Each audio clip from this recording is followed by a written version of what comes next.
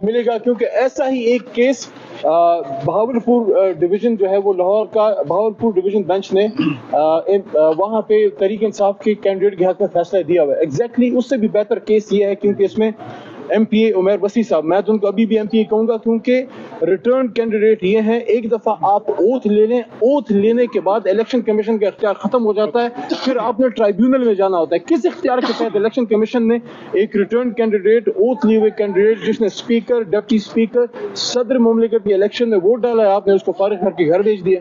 تو بہت زیادتی ہے. لیکن ہمیں امید ہے انشاءاللہ اسلام آباد ہائی کورٹ سے ہمیں تحریک انصاف کو، عمیر وسیع صاحب کو انشاءاللہ انصاف ملے گا.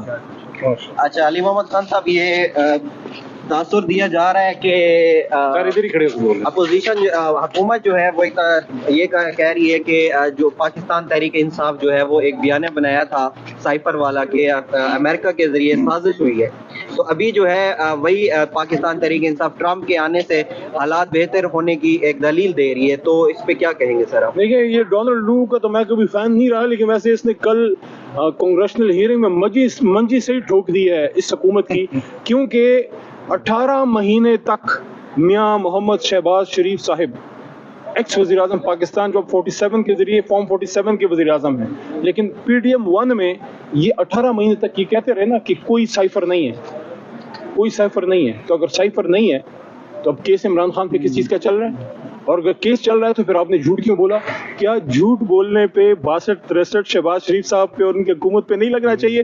باقی اسد مجید صاحب کوئی بچے نہیں ہیں، ہمارے مایہ ناز ڈپلومیٹ رہے ہیں، اور ہماری سول سروس میں جہاں وہ لوگ بھی ہیں جنہوں نے عمیر وسیع صاحب جیسے جیتے ہوئے لوگوں کے ساتھ یہ ڈرامے بازیاں کی ہیں، تو وہاں کچھ آنریبل لوگ آج بھی موجود ہیں. اسد مجید صاحب نے، میں سمجھتا ہوں ہمیں اپریشیٹ کرنا چاہیے. میں زندگی میں کبھی اسد مجید صاحب سے نہیں ملا، نہ ان کو میں جانتا ہوں، لیکن اس پہ اپریشیٹ کرتا ہوں کہ کتنا پریشر ان پہ پڑا ہوگا جب عمران خان کی حکومت رات کے 12 بجے ختم کی گئی، اور بین الاقوامی مداخلت پہ، اور نیشنل سیکیورٹی کمیٹی نے عمران خان صاحب کے نیچے جب وزیر اعظم تھے یہ اعلامیہ جاری کیا کہ بلیٹنٹ انٹرفیرنس ہوئی ہے، کھلم کھلا مداخلت ہوئی ہے، تو اس کی توثیق شہباز شریف صاحب جب وزیر اعظم تھے اس نیشنل سیکیورٹی کمیٹی نے بھی کی. اب آپ سوچئے کہ اسد مجید صاحب پہ شہباز شریف صاحب کی وزارت عظمیٰ میں کتنا پریشر پڑا ہوگا اس بیوروکریٹ پہ، اس ڈپلومیٹ پہ.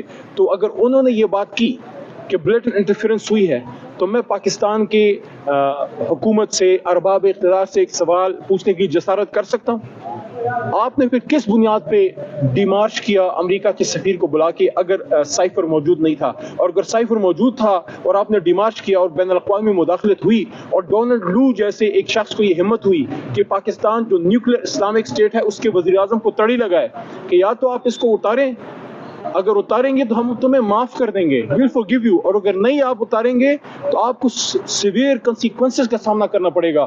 میرے خیال میں تو ہم سن 47 میں آزاد ہو گئے تھے. یہ کس نے ہماری سوورنٹی ان طاقتوں کے پاس گروی رکھی ہے؟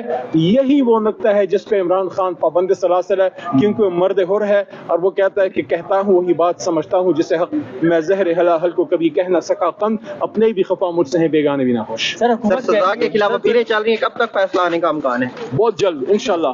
ہمارے وکلاء نے تو عید الفطر سے پہلے کی بات کی ہے. میری دعا ہے کہ ان کی بات اللہ تعالیٰ ان کی گفتگو میں برکت ڈالے، اور عمران خان صاحب عید الفطر سے پہلے وہ نکلیں اور بنی گالا یا زمان پارک میں ہمارے ساتھ جو ہے وہ بیٹھے ہوں.